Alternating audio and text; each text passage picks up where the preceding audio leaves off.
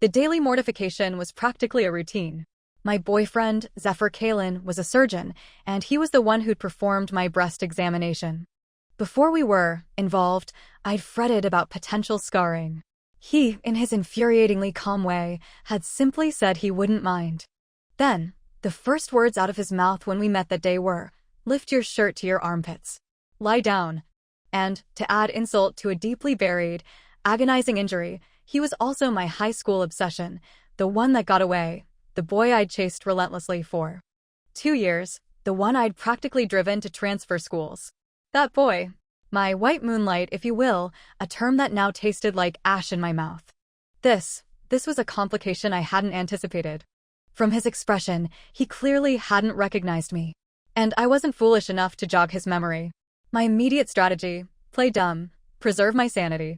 Fibroadenoma, approximately 3 centimeters in diameter, he said, his voice clinical and detached. Surgery isn't necessary at this point. We'll monitor it and schedule a follow-up appointment in a month. I slowly, deliberately, pulled my shirt back down. The lingering chill from the examination seemed to seep into my bones, a physical manifestation of the awkwardness. "Here's my number," he said, handing me a small slip of paper. "Contact me if you have any questions." I took it, glancing at the digits with feigned casualness. "And your name, doctor? Just so I can save it properly." The words were barely out of my mouth when, as if in slow motion, I saw his eyelids lift, a glacial blue gaze meeting mine. "You wrote me 136 love letters over 2 years in high school. Amnesia, is it?" 12 hours had passed since the incident, and I still hadn't recovered from the soul-crushing embarrassment. My phone buzzed on the table. Without looking, I hit the answer button, launching into my final, despairing summary to my best friend, Lyra. "I'm telling you, I'd rather streak naked through the city, letting the whole world see my boobs, than ever have anything to do with Zephyr Kaelen again." Only then did I remember the phone pressed to my ear. I deepened my voice, trying for nonchalance. "Who is this?" A few seconds of silence stretched out, and I thought he'd hung up. Then a low, resonant voice drifted through the speaker. "It's me, Zephyr. If there were a textbook on social self-destruction, I'd be a prime case study." Pretending the earlier dramatic pronouncements weren't mine, I calmly asked why he was calling so late. "You left something in the examination room. Come by tomorrow and pick it up if you have time." I was baffled. I couldn't think of anything I'd forgotten. "Are you sure you want to know?" The question hung in the air, heavy with insinuation. Was he implying I'd left something scandalous? Had I, in some desperate attempt to get his attention, left behind a glass slipper like some twisted Cinderella? Under my increasingly suspicious questioning, I heard a rustling sound on the other end. Finally, his voice dropped to a near whisper. "A black lace bra." The world fell silent. I had forgotten. To prepare for the examination, I'd bought a comfortable sports bra and changed out of my usual underwear. My bravado evaporated instantly. "I'll come by tomorrow." He grunted and Just as I was about to hang up, Zephyr spoke again. "Wear some clothes when you come." "What?" "Don't come streaking. This is a real hospital." I was speechless. The next day, after much internal pep-talking, I deliberately chose a time near the end of his shift to visit the clinic. My plan: grab the item and flee. I knocked politely. Zephyr glanced up. "Go wait inside. I have 2 more patients." I was just there to pick up a piece of clothing. His patient load was irrelevant.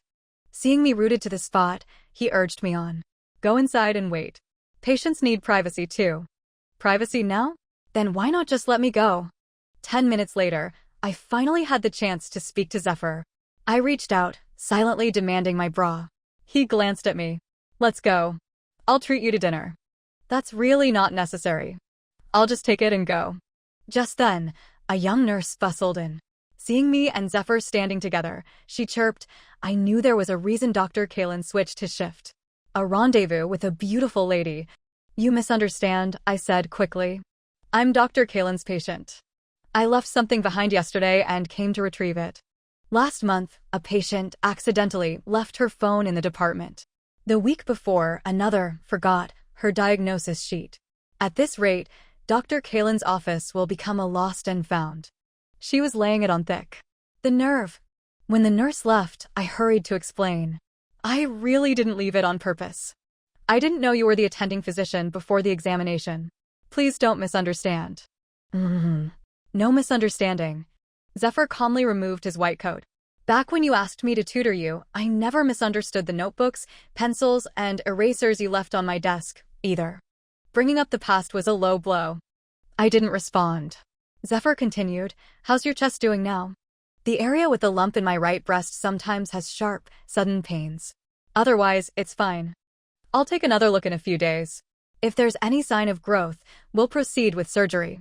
Breast conditions are aggravated by stress and anger.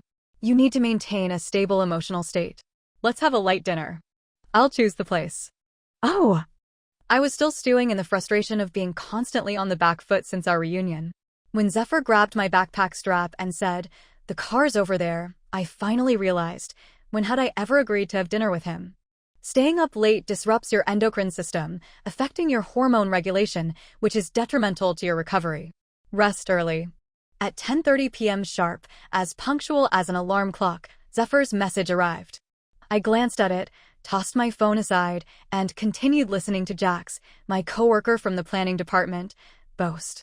For the next medical awareness program recording, I've secured a top-tier doctor in the medical field. Graduated from Harvard Medical School, promoted to associate chief physician at 28.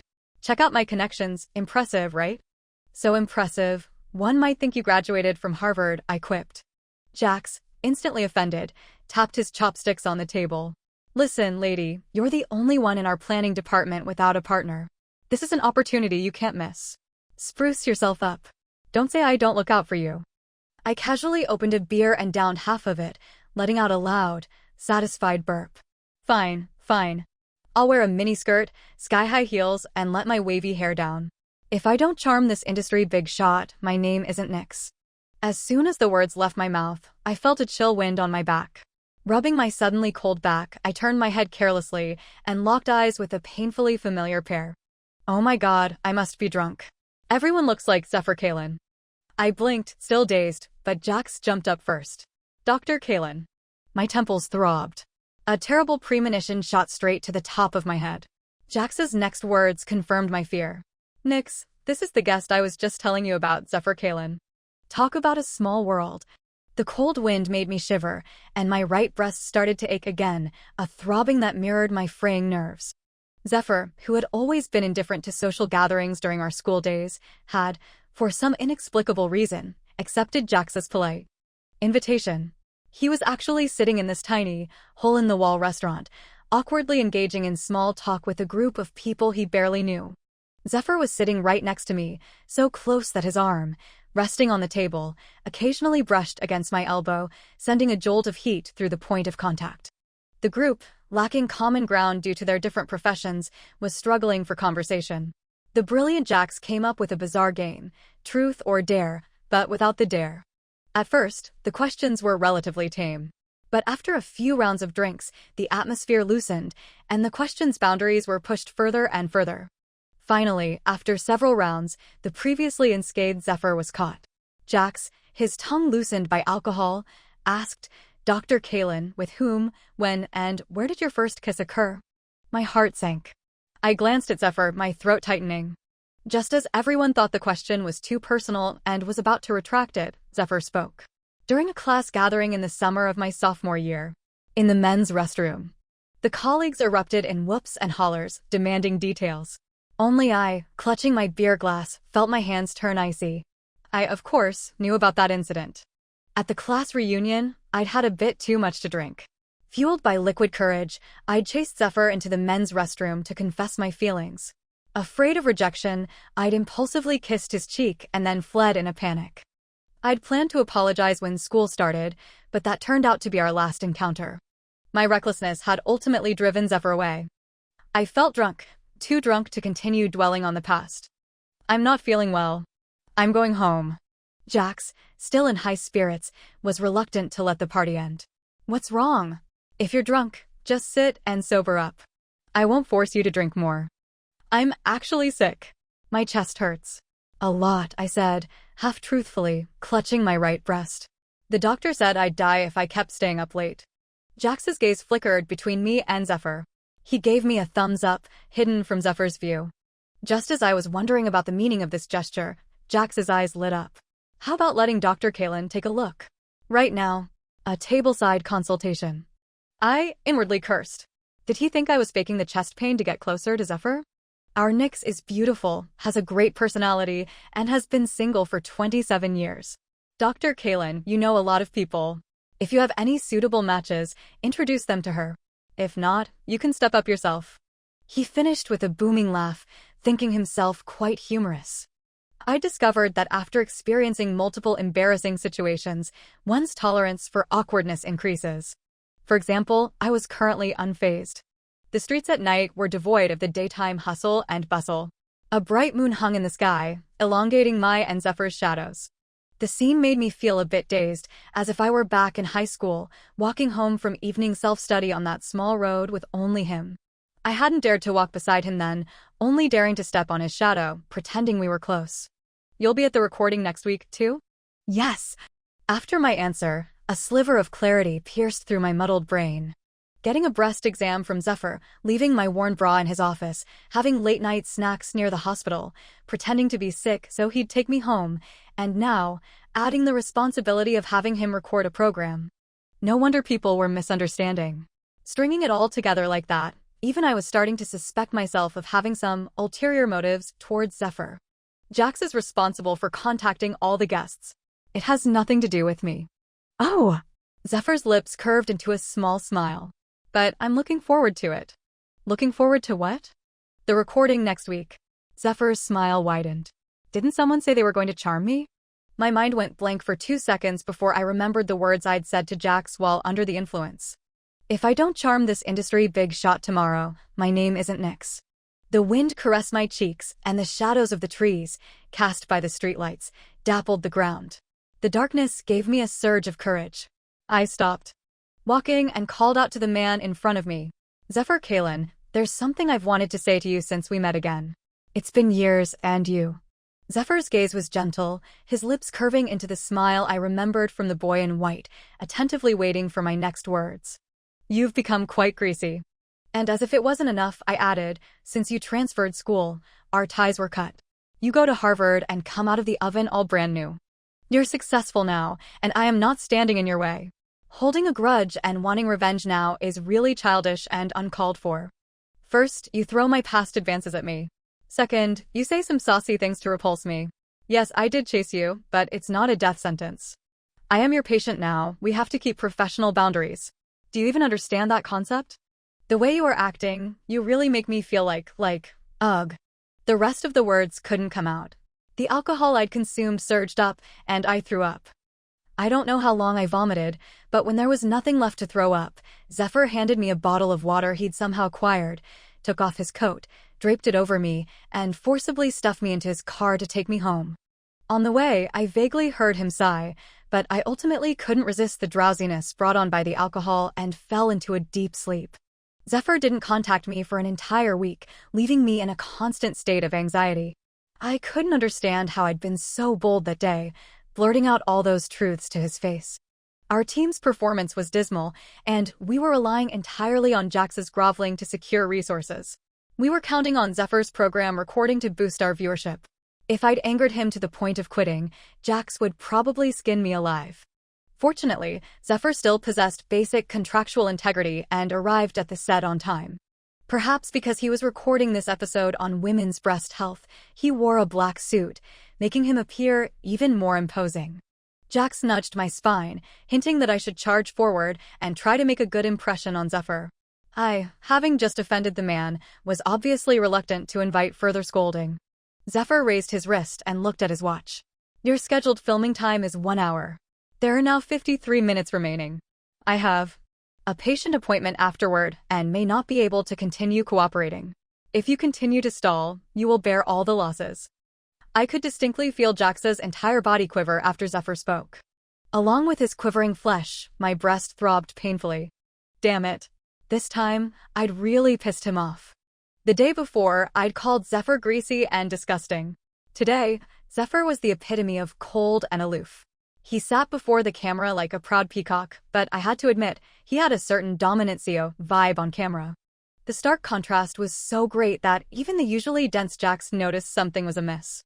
Yesterday, Dr. Kaelen was having skewers with us and seemed quite amiable. Why is he so serious today? I cleared my throat. Maybe it's his man period. Jax cursed and looked at me with a newfound respect. You two have only known each other for a short time, and you already know his family situation? Me? Although Zephyr's attitude wasn't great, his professionalism was impeccable. The recording went exceptionally smoothly. With his clear logical thinking and handsome appearance, this episode wouldn't have any trouble attracting viewers. Jax fawned over him like he was the god of wealth, and before he left, he instructed me to see him out. Dr. Kaelen, please be safe on your way back. And give my regards to your uncle. Uncle? Zephyr glanced at me. I inwardly cursed Jax and quickly shook my head, indicating my ignorance and firmly distancing myself from the idiot. Reflecting on our reunion, I realized that Zephyr was actually quite wronged. He hadn't done anything, yet I'd lashed out at him. Anyone would be angry in that situation. Seeing him off at the TV station, I hesitated for a moment, but then apologized. Zephyr, the other day, I was drunk. I didn't mean it. Didn't mean what? I rubbed my hands together. I didn't mean to say you were greasy.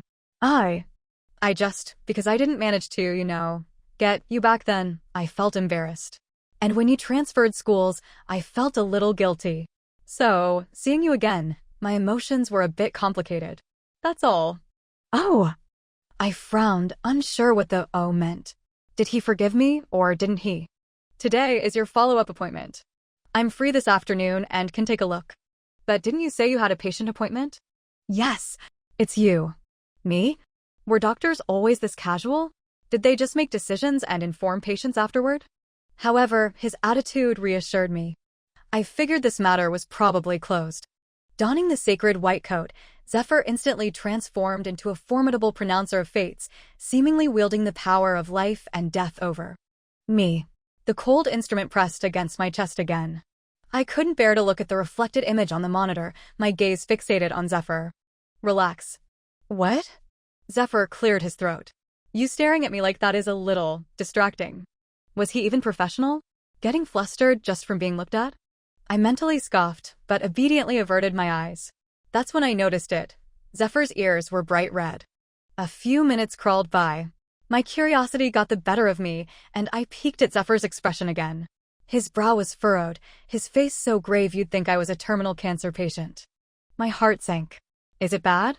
The fibroadenoma is growing a bit rapidly. I recommend scheduling surgery for removal soon. I, who'd never even dared to pop a pimple in my life, was suddenly facing surgery. My heart felt like a block of ice. Is this surgery life-threatening? While I'm here, you won't be in any danger. Remembering Zephyr's glittering resume, I felt a measure of relief and pushed my luck. Can you make the scar on my chest look pretty? I'm not married yet. Zephyr's hand paused. He won't mind. What kind of an answer was that? How do you know he won't mind? Zephyr gave me a deep, searching look. Because I don't mind. Since our reunion, I was starting to think Zephyr's brain had also suffered some malfunction. What did his opinion have to do with anything? He was probably just making excuses for his potentially shoddy stitching skills. But I wanted to say that I minded. Doctors were like this, calm and composed, probably because they were used to seeing life and death. I had many questions, but glancing at Zephyr, I swallowed them back. After all, he was my attending physician now. I couldn't afford to offend him. The surgery was scheduled quickly. That very evening, Zephyr urged me to check into the hospital. I hadn't told my family, fearing they'd worry. During the day, with friends visiting, the loneliness wasn't noticeable. But when night fell and I was alone in the ward, regret set in. All sorts of spooky hospital legends flooded my mind. I sat cross-legged, scrolling through Jihu, a Chinese Q&A platform, and involuntarily started humming a traditional Chinese folk song, Little Cabbage, a song about hardship and resilience. Just as I was getting into the emotional part, the door was pushed open, and a tall figure stood silhouetted against the light. Why haven't you gone off duty yet? Are you kicking me out? I wouldn't dare. What if your hand trembled tomorrow and you accidentally left a knife or fork in my chest? I couldn't handle that. Zephyr pulled up a chair and sat beside me. He'd taken off his white coat, making him appear less stern.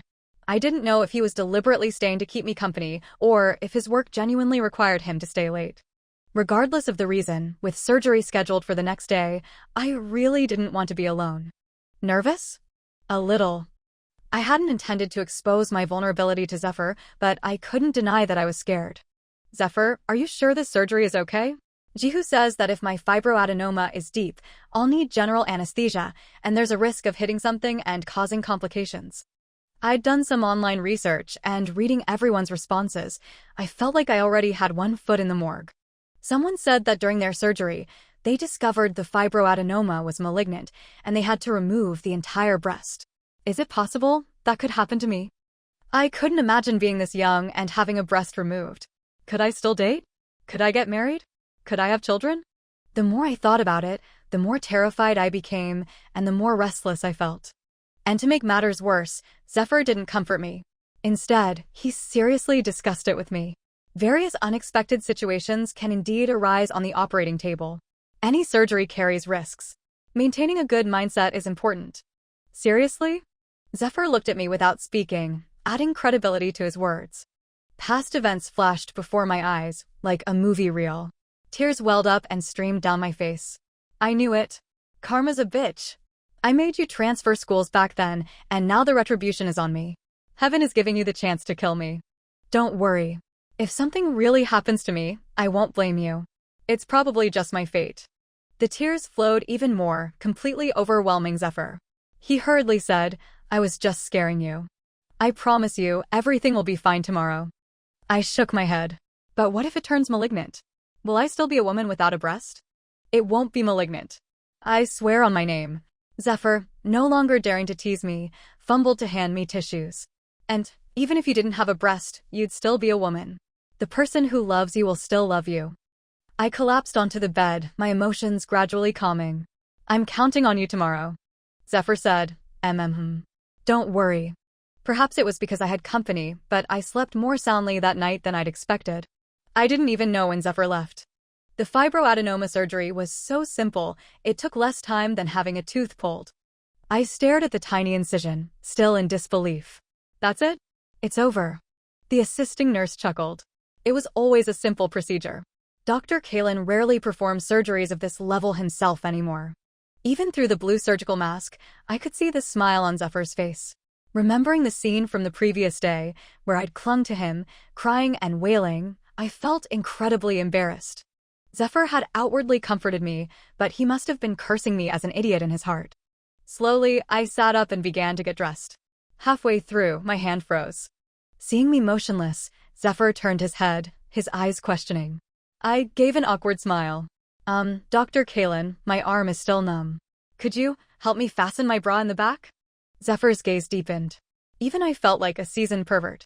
And as if by some cruel twist of fate, the bra I'd chosen to wear that day was the black lace one. I tried to salvage the situation. What about that young nurse? Maybe she could help. Before I could finish, Zephyr walked behind me. I felt his hands lift my long hair, the coolness of his fingers fastening my bra, accidentally brushing against my back, sending a shiver through me. The scene was bordering on inappropriately intimate. Fortunately, Zephyr was quick, ending it before it became even more awkward. I noticed his ears were turning red again. Maybe girls who'd had surgery treated him like one of the girls. Thinking of this, I felt a pang of sympathy. Being a breast surgeon seemed to have its difficulties. After the surgery, pay attention to a light diet. Don't stay up late, he said. Then he paused. Especially, don't drink alcohol. I knew he was still holding a grudge about the night I'd gone out for skewers and vomited everywhere. I quickly nodded. Don't worry, I'm not an alcoholic. I don't drink often. If there's a social event, I'll say you told me not to drink. Zephyr removed his mask, his lips lifting in a slight smile. He repeated, say I told you not to drink. I didn't understand what was so amusing about that to Zephyr. After the surgery, Zephyr's human alarm clock function went back online, reminding me to sleep even more punctually than the nightly news. Not only that, but he also forced me to take pictures of my meals and send them to him for review. Other people went to the hospital for treatment. I went to the hospital and found myself a mother. This mother was also my former crush. I didn't know if this was a twist of human nature or a moral decline. Nix, have you been dating lately? You're always smiling at your phone, and you don't even hear me when I call you. Only after my coworker pointed it out did I realize that the time I spent chatting with Zephyr daily had long surpassed normal limits. This shift was a bit dangerous. I wasn't worried about Zephyr losing control. I was afraid that I'd be bewitched by this little charmer again and find myself wanting to pursue him once more. Before, Zephyr had transferred schools to get away from my pursuit. Now that he was an associate chief physician, he couldn't possibly resign and transfer hospitals again just to avoid me, could he? It seems like something happened to Dr. Kaelen after he appeared on our show. My coworker pushed her phone in front of me. After the program aired, many girls were fawning over Dr. Kaelen's looks. Today, a colleague from the news department told me that a large number of netizens went to see Dr. Kaelen's clinic, harassing him. Now, Dr. Kaelen has been forced to suspend his practice. I was completely shocked. This time, Zephyr might actually have to transfer hospitals. When I realized what had happened, I'd already arrived at the hospital. Standing in the lobby, I realized how impulsive my actions were. What could I possibly do? Just as I was about to turn and leave, the nurse from the surgery saw me. "Ms. Deng? What are you doing here? Is there a problem with the incision?" "No, I'm just looking around." Who in their right mind would just look around a hospital? After answering, I felt like I'd been infected by Jax's idiocy. "You came to see Dr. Kaelen, right?" The nurse understood. He's no longer seeing patients. He's been harassed by so many girls who signed up. They just show up and want to get checked. The hospital administrators aren't pleased either. That's when I learned that Zephyr never accepted outside interviews. But for some reason, he'd suddenly agreed to our company's invitation to record the program, only to find himself in a heap of trouble. I went up and knocked on Zephyr's office door. After a moment, the door opened, and Zephyr stood bathed in light, with an ethereal air about him, as if he were detached from the mundane world. And this person had been harassed by a succession of women. Before Zephyr could speak, my nose began to sting. "Zephyr, I'm so sorry. I got you suspended." I sat in Zephyr's office, inelegantly blowing my nose, my eyes filled with tears. "Do you think we're just incompatible? Why is it that whenever you get involved with me, you have bad luck? Back in school, when I kissed you, the dean caught us in the restroom, and you had to transfer schools. Now, you record a program for our company, and you get harassed to the point of suspension. It's a temporary suspension of practice, not a suspension from his position. Same difference." I glared at Zephyr. "At a time like this, you're still splitting hairs? Aren't you even a little bit nervous?" Zephyr smiled faintly, asking an irrelevant question. "Are you worried about me?" I choked.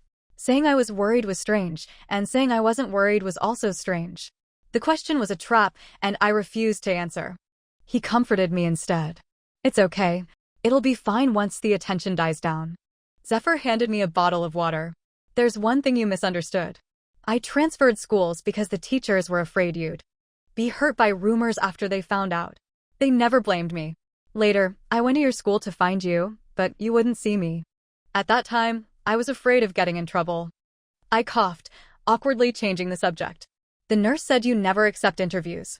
Why did you agree to record the program and bring this trouble on yourself? When I returned from the US, I found out you were working at that company." Zephyr had tracked down my workplace, and shortly after, I'd thrown myself at him at the hospital. I didn't dare ask him why he'd sought me out after returning to the country, but I felt like something in our relationship was changing. When it was time for me to get my stitches removed, Zephyr's work had finally returned to normal. The girl sitting in front of me was wearing a JK uniform, Japanese schoolgirl style, and kept primping in a mirror. I had a gut feeling that something was off about her. When her number was called, I quietly got up and stood outside Zephyr's office, waiting. Like a creepy stalker, I pressed my ear against the door, listening intently. I heard the girl cooing to Zephyr in a dia, meaning overly cutesy and affected, voice. "Appa, you're so handsome in person. Did you really graduate from Harvard?" "Appa, my chest has been hurting lately." "Is it because they're too big?" "Feel them." "Is there something wrong? Were girls really this desperate nowadays?" A surge of anger rose within me. I pounded on the door furiously. After being given permission, I barged in, ignoring the young girl, and grinned at Zephyr. "Honey, I'm so sorry to interrupt your work. I just came to remind you to come home for dinner after work." Without paying attention to their reactions, I made a graceful exit. A few seconds after I left, the girl stormed out, glaring at me as if I were her husband's stealing rival. Inexplicable. I went back in to get my stitches removed. Just as I was about to take off my clothes, Zephyr stopped me. Wait, I'll call a nurse in to help you remove them. It's no trouble. You've already seen everything. But Zephyr insisted, and he waited very gentlemanly outside the door while I had my stitches removed. This was the first time I'd ever had a medical examination where the doctor waited outside for the patient. Strange. I got dressed and heard Zephyr ask, "Do you have time now?" I thought about it and shook my head. "What's up? Didn't you come to remind me to come home for dinner after work, wifey?" My face flushed crimson. "I was just afraid you'd be taken advantage of." "I just said that. Then let me remind you to eat." "I'm serious." 7 years after graduating from high school, the class president insisted on holding a 7-year-itch reunion. As the once famous love chaser, I was enthusiastically invited to attend. These people claimed they wanted me to reminisce about our youth, but I knew that these good students had such boring lives in high school that without my crazy antics, they wouldn't even have anything to talk about over drinks. I'd mentioned the reunion to Zephyr, but since he'd transferred schools in our senior year, no one had invited him. Of course, there was also the factor that these old classmates were probably afraid of embarrassing me. Before I left, Zephyr, like a nagging mother, warned me not to drink alcohol or eat spicy food. I agreed verbally, but I'd been craving those things for a long time. Now that my incision had healed, I'd been eating blander food than a chicken, and it was unbearable. Going out was like a wild horse breaking free, reveling with my classmates, drinking and singing. By the third bottle of beer, the area where my stitches had been removed started to itch. I was scared. I ran to the entrance and called Zephyr. My voice was tinged with tears. After listening to my description of the symptoms, Zephyr simply said, "Wait for me," and hung up. After I hung up, the group, having exhausted their topics, happened to bring up the story of how I'd pursued Zephyr. Back then, Nix's pursuit of our aloof god was so grand, it was almost like Jean Yancy chasing Ling Qingqiu, putting up banners all over the school. Too bad, Zephyr isn't human, lacking normal human emotions, breaking Nix's heart. Another person chimed in, teasing, "Nix, you're so beautiful. So many people in our class had a crush on you. You doing that broke a bunch of young boys' heart." Just as he finished speaking, the door to the private room was pushed open, and Zephyr walked in, wearing a black trench coat, a polite smile on his lips. Broke whose heart? Holy crap. The group was stunned, almost dropping their beer bottles.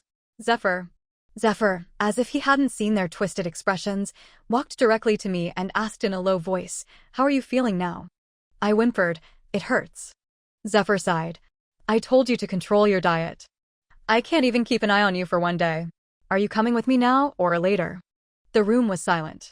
Everyone stared at me and Zephyr, their eyes about to pop out of their heads. I figured that if I stayed, I'd probably be mobbed. I quickly got up. "I'll go with you." The class president's eyes were filled with 1,000 unspoken words, but he probably didn't dare to ask anything in front of Zephyr, watching us leave. The moment the door closed, I heard an uproar erupt from inside, along with exclamations like, "Nix is amazing." I was a little annoyed. "Didn't you say you'd text me when you got here?" "I didn't plan to come in at first." Zephyr walked beside me. "It's just that I heard someone had a crush on you, and I was afraid you'd break those young boys' hearts again, so I came to rescue a group of pure and innocent youths." What nonsense was he talking about? At the hospital, Zephyr politely knocked on the door of the adjacent department and asked an elderly female doctor to examine me. Both the female doctor and I found this unnecessary act incomprehensible. Zephyr's cheeks flushed slightly, and he simply said, "It wouldn't be appropriate for me to examine her." As if the person who'd first asked me to take off my clothes wasn't him. Hearing this, the female doctor narrowed her eyes with a look that said, "Say no more, I understand." After the examination, she came out and said, "It's nothing serious. Just a slight infection from irritation caused by spicy food and alcohol. I've prescribed some anti-inflammatory ointment to apply daily." I was a little nervous. Will it leave a scar? Avoid irritating foods for a while. Once the scar has completely healed, you can eat them again. After answering, the female doctor glanced at Zephyr. "But I don't think Zephyr would mind if you had a scar on your chest, would he?" Clearly, she'd also misunderstood our relationship. I was about to explain, but Zephyr shook his head. "I don't mind. It's just that she's concerned about her appearance. I'll keep an eye on her and make sure she avoids those foods." Me? There was a type of relationship where the whole world mistakenly believed you were dating, but you actually weren't. That night, Zephyr drove me home. On the way, I couldn't hold back anymore. A lot of people misunderstand our relationship. It's not exactly a misunderstanding. Zephyr put his hands in his pockets, walking slowly. Not a misunderstanding? So it was real? Seeing my questioning look, Zephyr cleared his throat. I am pursuing you. I was dumbfounded. Since when? Always. I was a little dissatisfied. Well, you've certainly been very subtle about it. Much more subtle than I had been, at least. The next day after we confessed to each other, I received a flamboyant bouquet of red roses at work, with a card scrawled with the character, Lou, in a bold, flamboyant style. Everyone at work then knew that I had a Mr. Lou pursuing me. I remained tight-lipped about his identity. Although I'd told Zephyr on WeChat that it was cliché, I was secretly delighted. I carefully arranged the flowers in a vase and took care of them. That day, after work, Zephyr was waiting for me outside my office building. Jax was the first to spot him. Jax, unaware of our relationship, nervously went over to apologize to Zephyr. After all, although our program had been a huge success, it had caused Zephyr a lot of trouble. It's no problem. Actually, I should thank you for taking care of Nyx. I arrived just in time to hear Zephyr speaking at the entrance. Yes, I'm pursuing her. Dr. Kaelen's lack of subtlety meant letting the whole world know. And so, I became a celebrity at work. It turned out that people with good grades did have their strengths. For example, Zephyr showed remarkable persistence in sending flowers. After receiving flowers for a week straight, I couldn't take it anymore. Don't you have any other tricks? I've never pursued a girl before. Zephyr frowned and pulled a stack of envelopes from his bag. I also wrote you love letters. 1 letter a day since our reunion, totaling exactly 136, matching the number of love letters I'd written him. I felt a pang of sadness. During this time, he'd picked me up and dropped me off from work, tried his best to take me to delicious restaurants, sent me flowers and snacks every day, and now he'd written a stack of love letters. All these moves he'd learned from how I'd pursued him in the past. Thinking about it that way, it was a bit underwhelming. I clutched the heavy stack of letters and finally asked the question I'd been deliberately avoiding. After you returned to the country, why did you look for me? Zephyr was surprisingly honest. I wanted to see if you were single. And then what? Nyx, I've liked you for a long time. Zephyr suddenly became serious. In high school, I'd intentionally stay until the very end of the day to leave because I didn't want too many people around when I walked with you. After we were placed in different classes, my homework was different from yours. But I'd review your homework in advance at night so that I could continue to tutor you. In the mornings, I'd deliberately give away the breakfast my family prepared for me and then tell you I hadn't eaten breakfast just so I could eat the same thing as you. That day you kissed me, I wanted to confess to you the next day, but the dean contacted me. In matters of puppy love, it's always the girls who suffer the most, especially since your grades weren't as good as mine. My heart started to pound. These letters aren't newly written. I actually replied to every single one of your love letters. He finished, taking a deep breath. Give me another chance. I don't want to miss out on so many more years. At least I can promise you that if we're together, I won't let your breasts develop nodules from anger. What kind of a crappy confession was that? I exhaled, blinking away the tears welling up in my eyes. Zephyr Kaelen, you're really quite annoying. I know. Because of you, the dean was so mean to me for 3 years in high school. I'm sorry. Zephyr Kaelen, let's be together. After so many years, the man's lips met mine again, and I felt my heart beating so fast it was about to leap out of my chest. So, my affection wasn't a one-sided crush, it was mutual all along.